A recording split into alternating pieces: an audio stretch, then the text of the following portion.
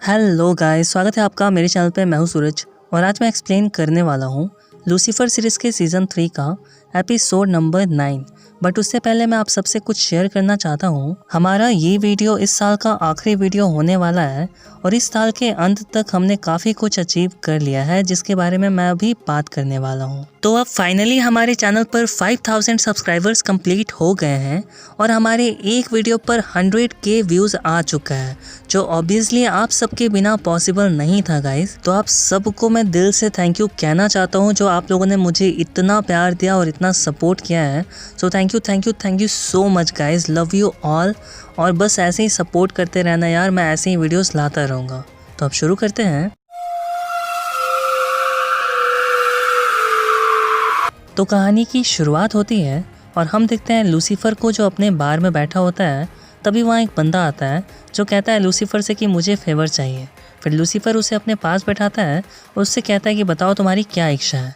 और ये सीन यहीं कट हो जाता है। फिर अगले सीन में हम देखते हैं क्लोई को, जो लेफ्टिनेंट के पास जाती है और उससे कहती है कि मुझे एक दिन के लिए छुट्टी चाहिए। तो लेफ्टिनेंट कहता है पर किस लिए? तो क्लोई कहती है कि ये थोड़ा पर्सनल है। तो लेफ्टिनेंट कहता है ठीक है, मैं सोच कर बताऊंगा। फिर हम देखते हैं क्लोई को और लूसीफर को, जो क्राइम सीन पर जा रहे होते हैं।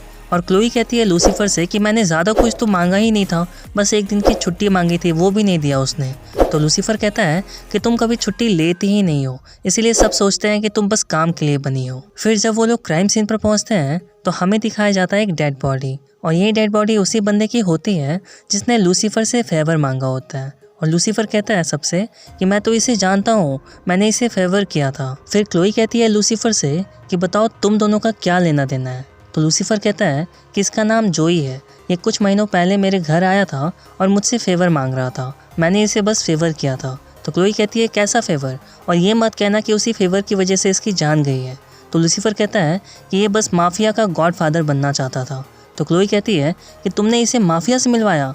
तो लूसीफर कहता है कि हाँ, ये बस उसकी इच्छा थी और मैंने बस इसे इंटर्नशिप करने के लिए भेजा था। फिर हम देखते हैं एला को, जो बताती है क्लोई और लूसीफर को कि इस बंदे को 2 गोलियां मारी गई हैं चेस्ट पर और इसके पैर भी तोड़े गए हैं, वो भी इसके मरने के बाद। तो क्लोई कहती है कि कोई ऐसा क्यों करेगा, वो किलर हमें आखिर क्या मैसेज देना चाहता है? तो लूसीफर कहता है ओह नो, ये मैसेज तो उसी जॉब से ताल्लुक रखता है जिसके लिए मैंने इसे वहाँ भेजा था, माफिया का रनर बनने। फिर हम देखते हैं शार्लेट को, जो लूसीफर, क्लोई, डैन और एला सबसे मिलने आती है और इन सबको बताती है कि अब मैं डिफेंस लॉयर नहीं हूँ और अब से मैं तुम सबके साथ ही रहूंगी और क्रिमिनल्स को सजा दिलाने में मैं तुम्हारी मदद करूंगी। फिर हम देखते हैं एला को, जो सबको बताती है कि जोई की घड़ी असली रोलेक्स थी और उसके जूते काफी महंगे थे, यहाँ तक कि उसके बेड के नीचे से नोटों का बंडल भी मिला है। तो डैन कहता है कि एक माफिया का रनर इतना नहीं कमा सकता, हो सकता है कि वो अपने बॉस के पास से चोरी करता हो। तो शार्लेट कहती है कि फिर तो इसके बॉस ने अपने सारे लोगों को सबक सिखाने के लिए इसे मार दिया होगा। फिर क्लोई पूछती है लूसीफर से कि तुमने इसे किसके पास भेजा था?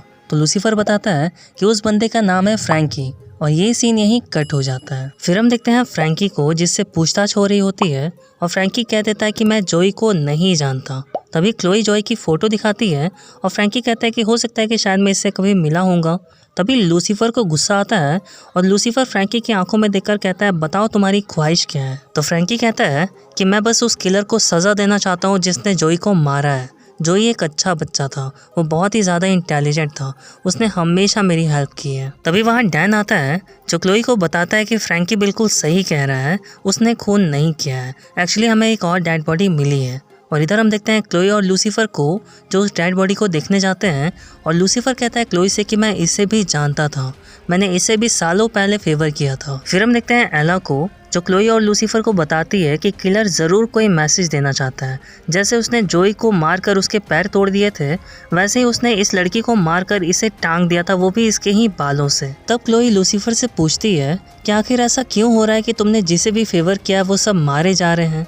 तो लूसीफर कहता है कि मैंने तुम्हें पूरी बात नहीं बताई है, सिनर मैन की वजह से मैंने दोबारा से फेवर करना शुरू किया है। तो क्लोई कहती है कि अब तुम्हें लग रहा होगा कि सिनर मैन ने ही इन लोगों को मारा है, ऐसा कुछ नहीं है, इस नाम का कोई भी बंदा नहीं है। तभी वहाँ लेफ्टिनेंट आता है, जो बताता है कि ये झूठ है, सिनर मैन नाम का एक बंदा है, मेरी उससे झड़प हो चुकी है शिकागो में, मैं उसे अरेस्ट करने के बहुत ही करीब था पर वो भाग गया। तो क्लोई कहती है कि आप दोनों मुझे ये सब कुछ कब बताने वाले थे?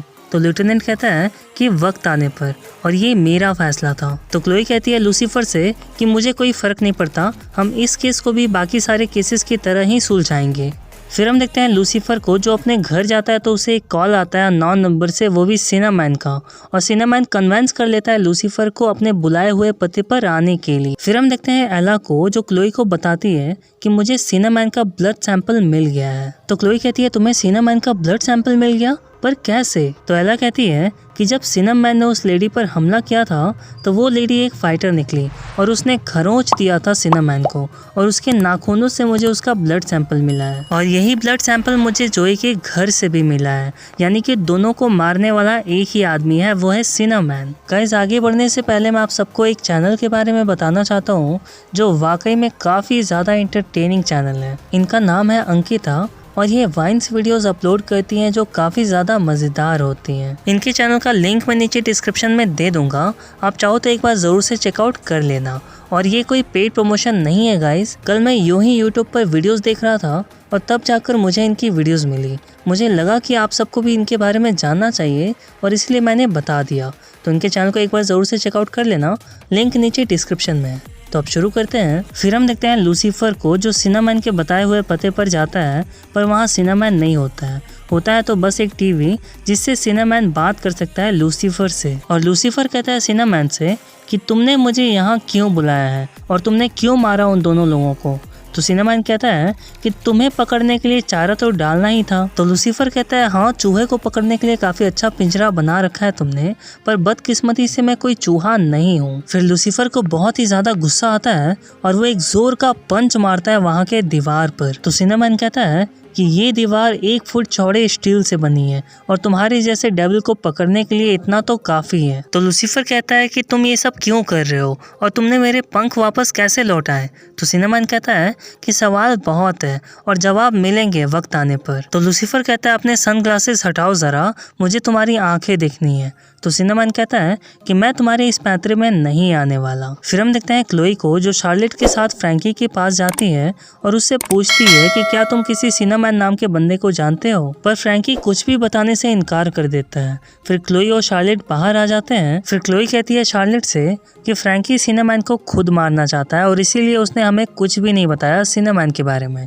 तो शार्लेट कहती है कि इसका मतलब ये है कि अब हमें बस इंतजार करना है। फिर हम देखते हैं लूसीफर को जो दरवाज़ा पीट रहा होता है ज़ोर ज़ोर से, और तभी वहाँ आ जाती है मेज़ और वो आकर दरवाज़ा बाहर से खोल देती है और लूसीफर को बचा लेती है। फिर लूसीफर कॉल करता है क्लोई को और उसे सब कुछ बता देता है। तो क्लोई कहती है कि क्या तुम ठीक हो।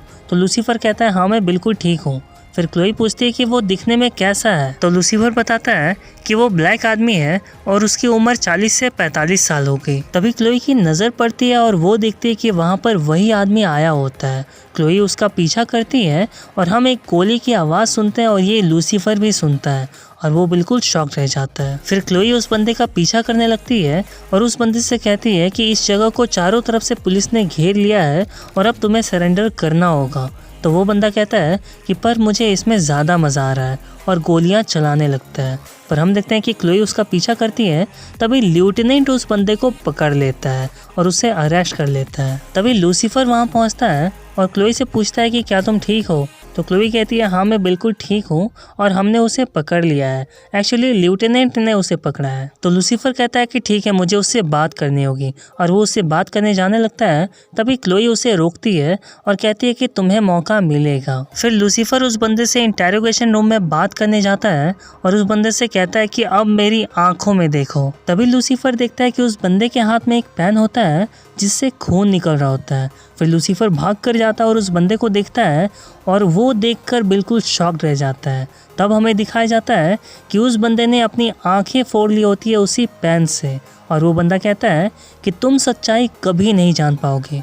और ये एपिसोड यहीं ख़त्म हो जाता है गाइज। मुझे पता है गाइज कि वीडियो काफ़ी लेट आई हुई है, बट इसका रीज़न यही है कि मेरे फ़ोन में रिचार्ज नहीं था और मैं 2-3 दिन से वीडियो अपलोड नहीं कर पा रहा था। पर मैं थैंक यू कहना चाहता हूँ, हमारे ही एक सब्सक्राइबर हैं जिनका नाम है हर्ष। और ये शुरू से मेरी काफ़ी मदद करते आ रहे हैं, यहाँ तक कि इन्होंने मेरा आज फ़ोन भी रिचार्ज करवा दिया। तो भाई हर्ष यार, थैंक यू सो मच। बस ऐसे ही सपोर्ट करते रहो आप। और मुझे पता है कि आपने नाम लेने से मना किया था, पर यार आप डिज़र्व करते हो। तो बस गाइज़, अब इस साल के लिए इतना ही। और अगर मेरी मेहनत आपको ज़रा भी अच्छी लगी हो तो एक लाइक ज़रूर कर देना। चैनल पर नए हो तो चैनल सब्सक्राइब कर लेना। मिलता हूँ अब आपसे अगली वीडियो में, तब तक के लिए बाय बाय।